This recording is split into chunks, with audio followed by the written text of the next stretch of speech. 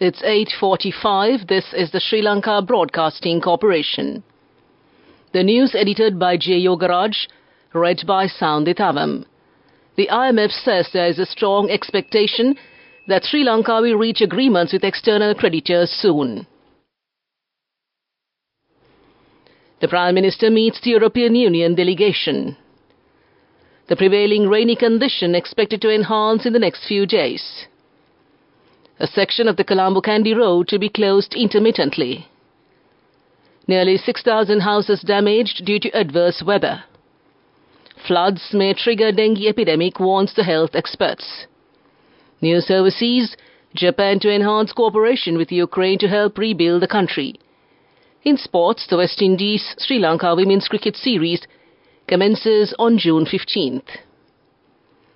The International Monetary Fund says there is a strong expectation that Sri Lanka will soon reach agreements with external commercial creditors consistent with program parameters. Quoting, so overall we assess that there has been sufficiently strong progress on debt restructuring front. Unquote, Julie Kozak, director of the IMF Communications Department, said during a press briefing on Thursday. On March 21st, the IMF staff and the Sri Lankan authorities reached staff-level agreements on economic policies to conclude the second review of the economic reform program and also the 2024 Article 4 consultation. Kozak confirmed that on June 12th, the IMF Executive Board will meet to discuss Sri Lanka's second review and the Article 4 consultation. In Sri Lanka, we do see macroeconomic policy reform starting to bear fruit. Commendable outcomes include rapid disinflation, robust reserve accumulation, and initial signs of economic growth, while preserving stability of the financial system, she said, responding to questions on Sri Lanka. The IMF spokesman said that the program performance is strong, with most quantitative and structural conditionality for the second review met or implemented with delay, and reforms are still ongoing in some areas. The next steps on the debt restructuring are indeed to conclude negotiations with external commercial creditors and to implement agreements in principle with the official creditors. The domestic debt operations are largely completed. Debt restructuring discussions are continuing. Prime Minister Dinesh Gunawardena held discussions with the European Union Exploratory Mission of the EU Election Observatory Mission at Temple Trees today. The delegation discussed issues pertaining to the forthcoming elections in Sri Lanka and explained the EU's methods of election monitoring after entering into an agreement with the government and the Election Commission. When they said that there were rumours regarding the next election, the Prime Minister stated that the constitutional provision was very clear on the presidential election and already the Election Commission has made an announcement in this regard. He assured that elections will be held in accordance with the Constitution and the elections will be free and fair. The team leader of the delegation, Met Bacon, said that observers will be deployed across the country to all 9 provinces and meet with election officials, candidates, political parties, media representatives, domestic observers and voters. The legal director, Jayatissa Di Costa, explained the proposed electoral reforms to the EU delegation. The Met Department states that the prevailing rainy condition in the southwestern part of the island is expected to enhance to some extent in the next few days from tomorrow. In its latest forecast, the department mentioned that showers will occur at times in the western, Sabragamua and southern provinces, also in the Kandy and Nuwara districts. Fairly heavy showers above 50 millimeters are likely at some places in the western and Sabragamua provinces, also in the Nuwara, Galle and Matara districts. Several spells of showers will occur in the northwestern, north-central and northern provinces, it stated. Meanwhile, showers or thundershowers may occur at a few places in the Uva province and also in the Ampara and Batticaloa districts in the evening or night, according to the Met Department. Strong winds of about 40 to 50 kilometers per hour can be expected at times over the northern, north-central and northwestern provinces, also in Trincomalee and Hambantota. This news broadcast comes to you from the Sri Lanka Broadcasting Corporation. The Colombo-Kandy main road will be intermittently closed near the Pahala Kadugannawa area on Saturday, says the Kayagala District Secretary. Accordingly, the section of the road will be closed from time to time between 10:30 a.m. and 6:30 p.m. The Kerala District Secretary also said that the closure is necessary to remove unstable rocks and tree branches along this section of the road. The Disaster Management Centre says that a total of 5,587 houses have been damaged due to the prevailing adverse weather conditions in parts of the island. Among them, 56 houses have suffered serious damage, while 5,533 houses have been partially damaged according to the DMC. Meanwhile, the number of fatalities reported due to the prevailing weather conditions has increased to 32, while one person is still reported missing. The number of individuals who sustained injuries during the inclement weather is 16 as per the reports of the DMC. The Disaster Management Centre further states that 7,639 displaced persons have been moved to 1,973 relief centres established across the island. It is said that a total of 239,006 individuals from 63,413 families have been affected by the prevailing adverse weather conditions across the island. That concludes local news. The main news story is brought to you by Sinhala Mahatmya. Despite the Railways Department announcing that services could be restored by this afternoon, due to the ongoing strike, nearly 100 train services are cancelled today, leaving commuters in disarray. The strike, which began at midnight last night, was launched by the Sri Lanka Railways Locomotive Operating Engineers Union in response to issues regarding the promotion of locomotive drivers and continuous delays in recruitment. The ongoing strike caused significant disruptions, especially for commuters returning home in the afternoon, including many office workers. While trains arrived in Colombo from all railway lines this morning, many services were halted in the afternoon, leaving passengers stranded and inconvenienced, and came to you in the main news story.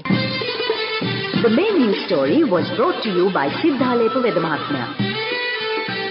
Moving on with Watchlight, while emphasizing the critical importance of effectively managing the spread of dengue, the Director of the National Dengue Control Unit, Dr. Sudath Samaravira, noted that the current flood situation could potentially escalate the dengue outbreak to an epidemic level. Dr. Sudath Samaravira, a specialist, made this revelation while participating in a news conference held at the Presidential Media Centre yesterday. He emphasized that dengue disease extends beyond mere health implications, presenting significant economic and social challenges. Dr. Samaravira underscored that the Ministry of Health alone cannot effectively control the spread of dengue and that it requires full public support. Further, he disclosed that within the last 5 months of this year, over 25,000 dengue cases and 9 dengue-related deaths have been reported and came to you in Watchlight. We now move on to world news. Coming up, world news.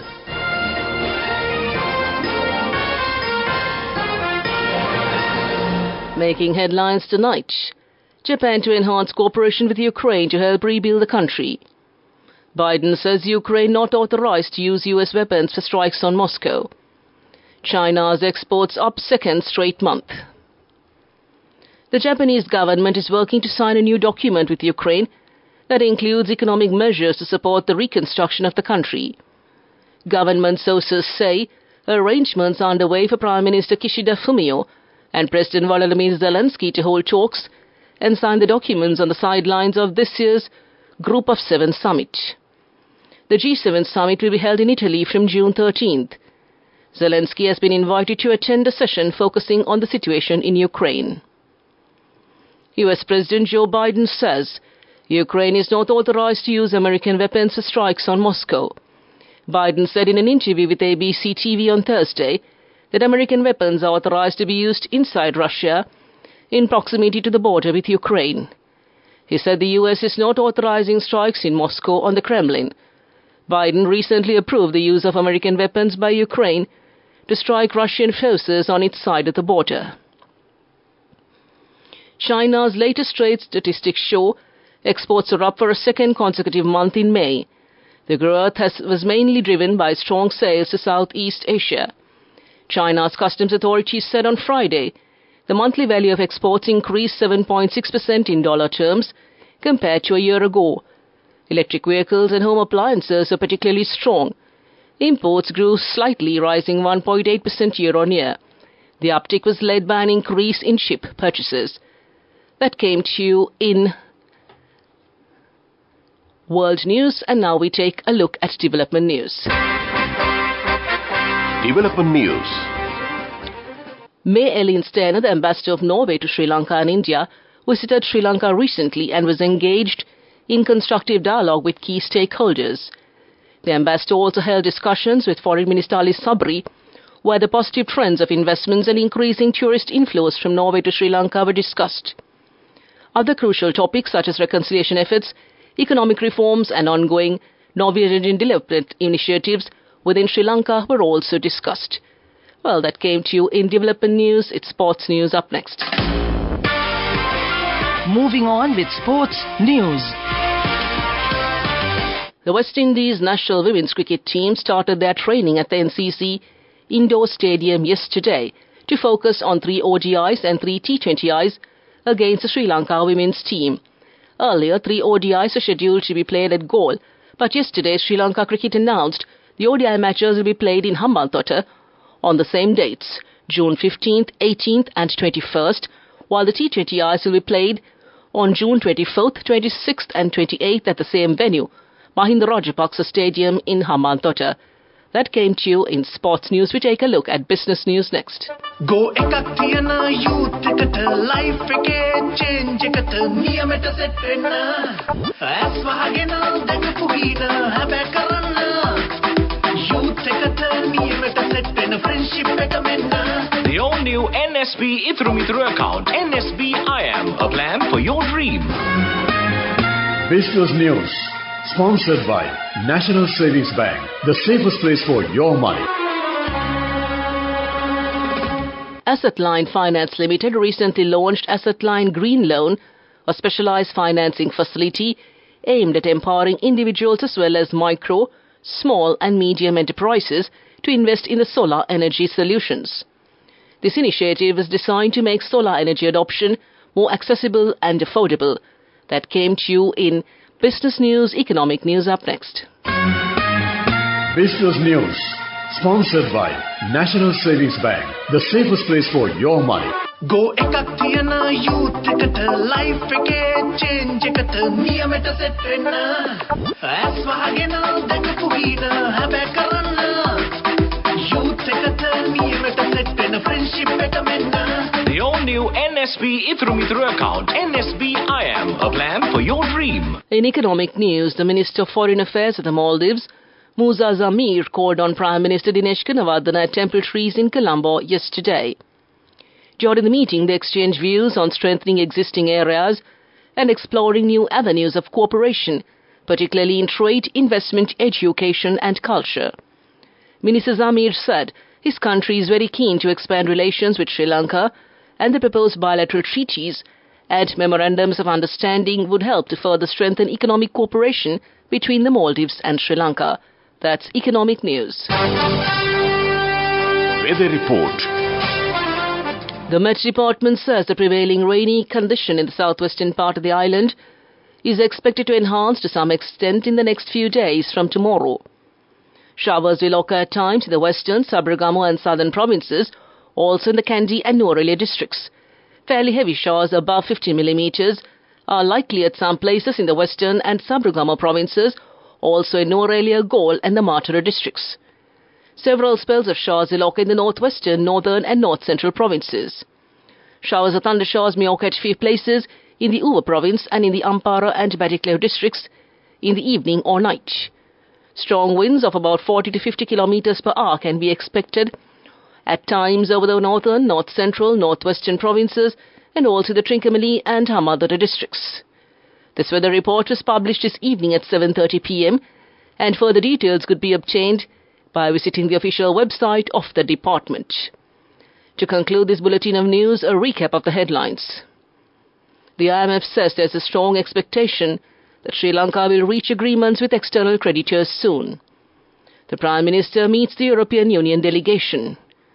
The prevailing rainy condition expected to enhance in the next few days. A section of the Colombo-Kandy road to be closed intermittently. Nearly 6,000 buses damaged due to adverse weather. Nearly 6,000 houses damaged due to adverse weather. Floods may trigger dengue epidemic, warns the health experts. And Japan to enhance cooperation with Ukraine to help rebuild the country. And in sports, the West Indies-Sri Lanka Women's Cricket Series commences on the 15th of June. With that, we conclude tonight's news broadcast.